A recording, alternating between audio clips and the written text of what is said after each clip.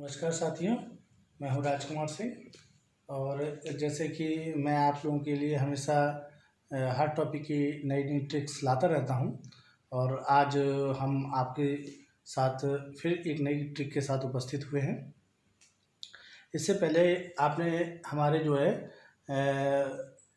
हमारे लेक्चर में बात की थी कि इतिहास को हम कैसे जानें। तो हमने आपको इतिहास के बारे में बताया था कि इतिहास को हमने 4 खंडों में विभाजित करके आपको इतिहास के बारे में बताया था।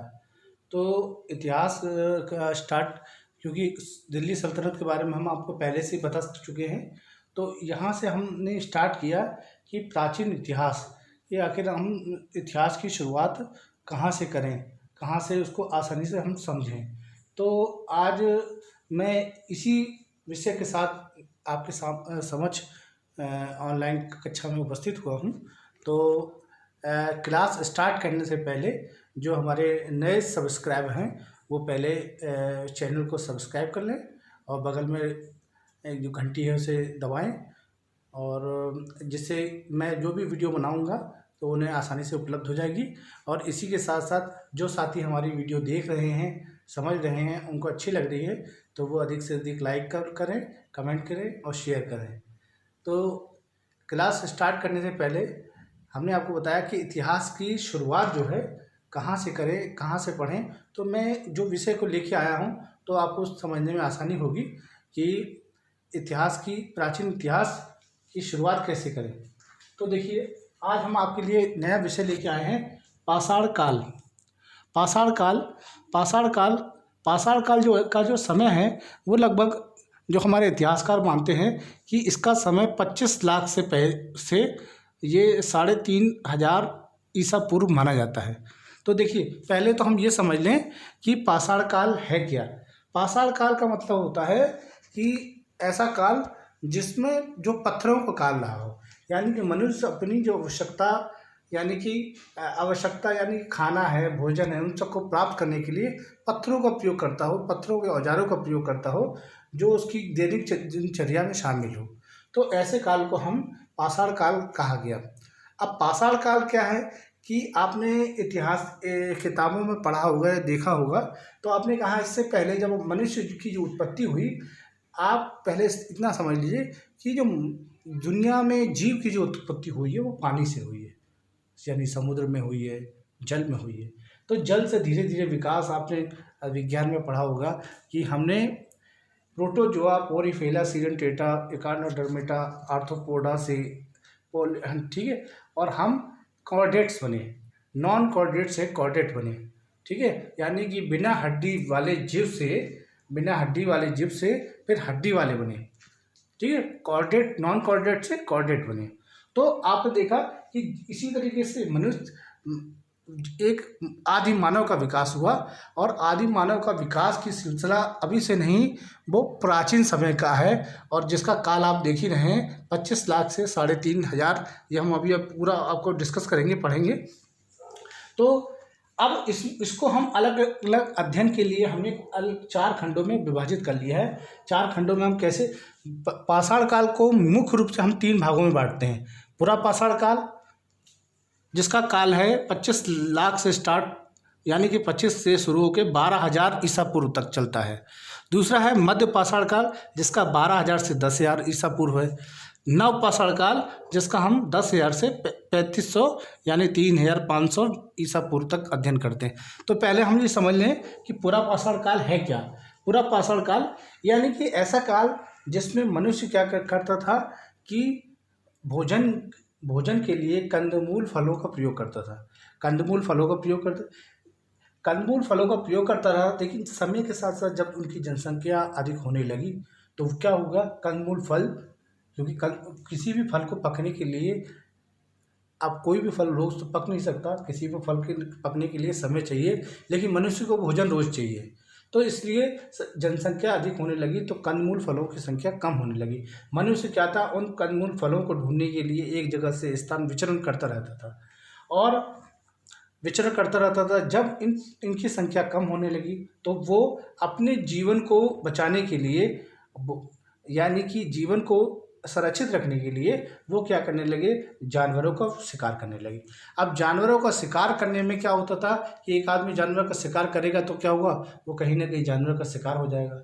इसलिए क्या था, उनके अंदर धीरे धीरे क्या हुआ, झुंड बनाने यानी कि समूह समूह बनाने की भावना का विकास हुआ। समूह की भावना का विकास हुआ और वो सब लोग मिलके एक साथ झुंड बनाकर शिकार करते थे और आपस में क्या करते थे, भोजन को आपस में बांट लेते थे। और उस समय अंबर अंबर यानी कि आकाश ही उनका मुख्य छत होती थी। तो इस तरीके से आपने देखा कि उन्होंने संग्रह की, समूह की भावना का विकास हुआ और धीरे धीरे अपनी सभ्यता यानी कि अपने विकास उन्होंने किया। किसी न किसी नदी के सहारे रहते थे जहाँ उनके लिए जल आसानी से उपलब्ध हो जाए, विचरण करते रहते थे। और आपने देखा विचरण करते रहते थे, जब मौसम प्रतिकूल होता था तो वो क्या करते थे, चित्रकारी करते थे। चित्रकारी करते थे और चित्रकारी करने का ही आपने देखा है मध्य प्रदेश में भीमबेटका की जो गुफाएं हैं, भीमबेटका की गुफाएं, मिर्ज़ापुर की गुफाएं, उनमें आप देखेंगे चित्रकारी का आपको नमूना मिलेगा। जो पूरा पाषाण काल में चित्रकारी करते थे वो इसी समय जब मौसम प्रतिकूल होने के बाद तो वो क्या करते थे, उसी के अंदर रहते थे और चित्रकारी करते थे।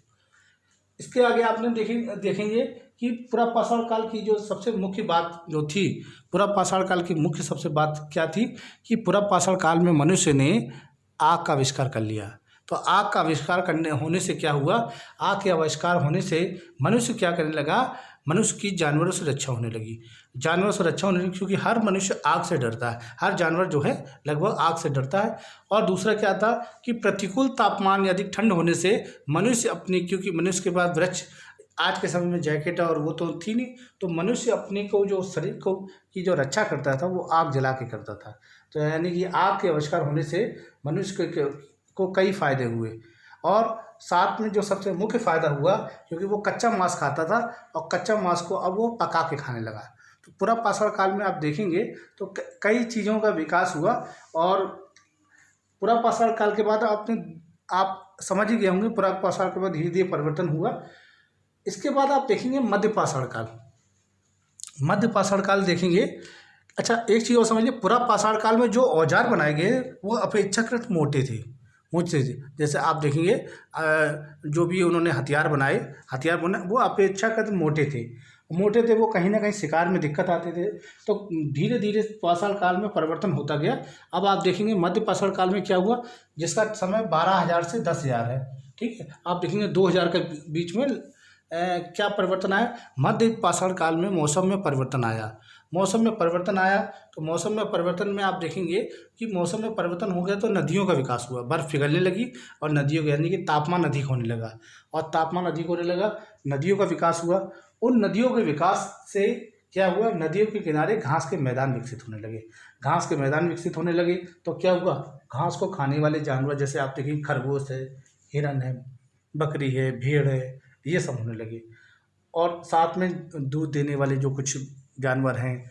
और इसमें सबसे मुख्य बात जो रही मध्य पाषाण काल में आपने देखा कि इसमें कुछ फसलें भी पैदा हुई, जैसे जौ है, चावल है, गेहूं है, कुछ फसलों का भी विकास हुआ। तो मनुष्य को क्या हुआ, जब विचरण करता था तो उसने उन कुछ फसलों को देखा, जैसे जौ है, जौ को आप कच्ची खाएंगे तो मीठा मीठा लगेगा। तो जौ उसने क्या करा, कुछ फसलों को संग्रह करने शुरू कर दिया। संग्रह यानी कि मनुष्य उसका उपभोक्ता बन गया और संग्रह करना शुरू कर दिया। और मध्य पाषाण काल की सबसे मुख्य बात यह है कि मध्य पाषाण काल में मनुष्य का सबसे वफादार जानवर कुत्ता बना। यह मध्य पाषाण काल की सबसे मुख्य बात है। अब आप देखेंगे कि 10,000 से लेके 3,500 साल का आप देखेंगे, लगभग 6,500 साल का जो पीरियड रहा नव पाषाण काल में, इसमें क्या परिवर्तन आया, इसमें लगातार धीरे धीरे विकास होने लगा। आपने देखा मनुष्य ने लगातार विकास होता गया, मनुष्य में लगातार विकास होने लगा। विकास कैसे होने लगा, इस काल में आपने देखेंगे कि मनुष्य ने जो फसलों का उत्पादन किया था, अब कहीं ना कहीं मनुष्य उन फसलों को पैदा करने लगा। तो यानी कि मनुष्य ने धीरे धीरे खेती का विकास करना शुरू कर दिया। मनुष्य खेती करने लगा, और जब वो खेती करने लगा तो क्या करने लगा कि इसी के साथ साथ नव पाषाण काल में देखेंगे मनुष्य खेती करने लगा। तो वो वहीं पे अब वो खेत, उसके मन में लालच आ गई और वो क्या करने लगा कि अपने खेत को छोड़ के, क्योंकि उसे फसलों को काटना भी है, उसका उपभोग भी करना है, तो मनुष्य के मन में लालच आ गया कि क्यों ना हम इधर उधर जाते हैं, भटकते रहते हैं, तो क्यों ना हम एक जगह से करते जाएं। तो धीरे धीरे क्या हुआ, उन खेतों के यानी खेतों का या संपत्ति का विकास होने लगा, और संपत्ति का विकास हुआ तो वहीं से धीरे धीरे क्या, गांव का निर्माण होने लगा। गांव से धीरे धीरे आप देखेंगे शहरों का विकास होने हुआ, धीरे धीरे ऐसे हुआ गांव का विकास होने लगा। अब नवपाषाण काल की सबसे मुख्य बात जो हुई कि नवपाषाण काल में ही क्या हुआ, पहिए का आविष्कार हो गया। इस पहिए के आविष्कार से बहुत बड़ी क्रांति आई, और इस पहिए के आविष्कार होने से मनुष्य क्या करने लगा कि अपनी फसलों को एक जगह से दूसरी जगह बेचने लगा। जैसे आप देखेंगे अब हमारे भारत में आप देखेंगे, भारत की अगर आप देखें तो भारत के कुछ क्षेत्रों में गेहूं बहुत अधिक पैदा होता है, लेकिन उन क्षेत्रों में चावल नहीं होता। तो होना क्या, वो धीरे धीरे जिन क्षेत्रों में चावल नहीं होता हो वहाँ वो चावल बेचते होंगे और वो गेहूं ले जाते होंगे। तो धीरे धीरे इस बार्टर सिस्टम से वो व्यापार शुरू कर दिया उन्होंने, एक जगह से जाके धीरे धीरे, यानी कि व्यापार की प्रणाली भी शुरुआत हो गई धीरे धीरे। क्योंकि अब वो पहिए का आविष्कार हो गया, तो यहाँ से आप समझ सकते हैं कि पहिए का आविष्कार होने के बाद बर्तनों का विकास होने लगा, यानी कि मिट्टी के बर्तन बनने लगे हैं। और बर्तन क्या हुआ, बर्तनों में भी नई नई चित्रकारी होने लगी, चित्रकारी वाले बर्तन बनने लगे। तो आप देखेंगे कि नवपाषाण काल में क्या हुआ, मनुष्य ने खेती का आविष्कार और पहिए का आविष्कार और कई ऐसी क्रांति, धीरे धीरे गांव का समाज का निर्माण होने लगा। लेकिन ये निर्माण कार्य रुका नहीं, क्योंकि अब आप देखेंगे नवपाषाण काल के अंतिम दौर में मनुष्य ने यानी कि आप देखेंगे मनुष्य ने एक धातु की खोज कर ली जिसका नाम था तांबा। उस तांबा की खोज कर ली मनुष्य ने, अंतिम चरण में तांबे की खोज कर ली।